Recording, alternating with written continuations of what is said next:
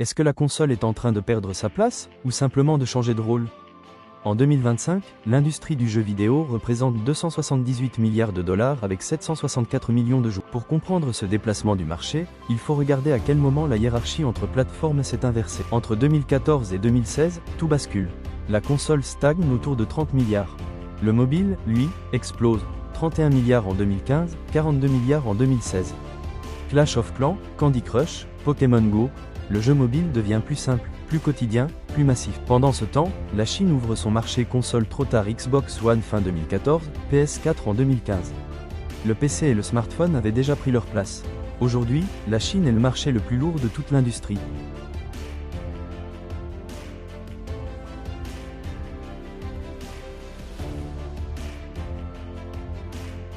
La carte est claire, la Chine domine, loin devant les États-Unis.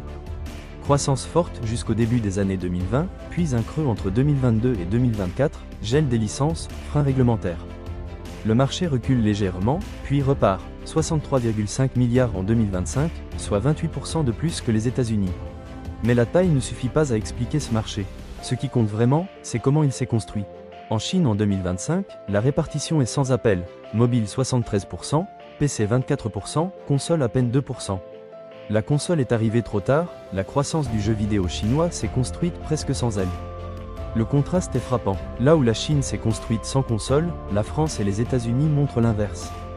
La console y est culturellement ancrée et elle résiste. Entre 2024 et 2025, elle reste solide. Mais son public vieillit, les moins de 18 ans reculent, les 25 à 44 ans prennent leur place. Les nouvelles générations se détournent de la console.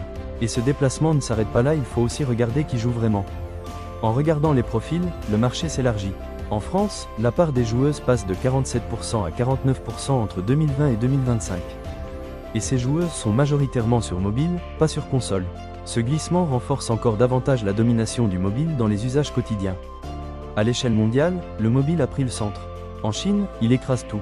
En France, aux États-Unis, la console tient mais elle recule. Elle ne disparaît pas, elle cède simplement sa place.